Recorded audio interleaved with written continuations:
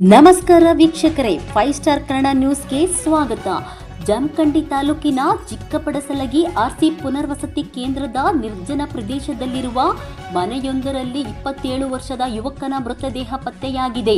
ಮೃತರನ್ನು ಮುಧೋಳ ತಾಲೂಕಿನ ಮುಗಳಗೊಂಡ ಗ್ರಾಮದ ನಿವಾಸಿ ಮಲ್ಲಪ್ಪ ಸಿದ್ದಪ್ಪ ಕಬ್ಬೂರ ಎಂದು ಗುರುತಿಸಲಾಗಿದೆ. ಅವರು ಕಳೆದ ಕೆಲವು ತಿಂಗಳಿಂದ ಇದೇ ಮನೆಯಲ್ಲಿ ವಾಸವಾಗಿದ್ದರು ಎಂದು ತಿಳಿದುಬಂದಿದೆ. ಮೃತದೇಹ ಪತ್ತೆಯಾಗುತ್ತಿದ್ದಂತೆ ಸ್ಥಳೀಯರಲ್ಲಿ ಆತಂಕದ ವಾತಾವರಣ ನಿರ್ಮಾಣವಾಗಿದ್ದು, ಮಾಹಿತಿ ತಿಳಿದ ಕೂಡಲೇ ಸವಲಗಿ ಪೊಲೀಸ್ ಠಾಣೆಯ ಪೊಲೀಸರು ಸ್ಥಳಕ್ಕೆ ಧಾವಿಸಿ ಪರಿಶೀಲನೆ ನಡೆಸಿದರು.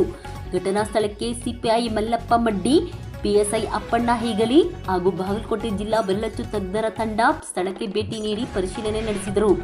ಮೃತನ ಕುಟುಂಬಸ್ಥರು ಇದು ಕೊಲೆ ಎಂದು ಆರೋಪಿಸಿದ್ದು, ಪೊಲೀಸರು ಪ್ರಾಥಮಿಕ ಹಂತದಲ್ಲಿ ಈ ಸಾವು ಕೊಲೆಯೋ ಅಥವಾ ಆತ್ಮಹತ್ಯೆಯೋ ಎಂಬ ಬಗ್ಗೆ ಯಾವುದೇ ಅಧಿಕೃತ ಮಾಹಿತಿ ಪೊಲೀಸರು ನೀಡಿಲ್ಲ. ಮರಣದ ನಿಖರ ಕಾರಣವು ಮರಣೋತ್ತರ ಪರೀಕ್ಷೆ ಹಾಗೂ ತನಿಖೆಯ ಬಳಿಕವೇ ತಿಳಿದು ಬರಬೇಕಾಗಿದೆ. ಪ್ರಕರಣ ದಾಖಲಿಸಿಕೊಂಡಿರುವ ಸವಲಗಿ ಪೊಲೀಸರು ಎಲ್ಲ ಆಯಾಮಗಳಿಂದ ತನಿಖೆ ನಡೆಸುತ್ತಿದ್ದು, ಮೃತನ ಸಾವಿನ ಹಿಂದಿನ ಸತ್ಯಾಂಶವನ್ನು ಪತ್ತೆ ಹಚ್ಚಲು ಮುಂದಾಗಿದ್ದಾರೆ.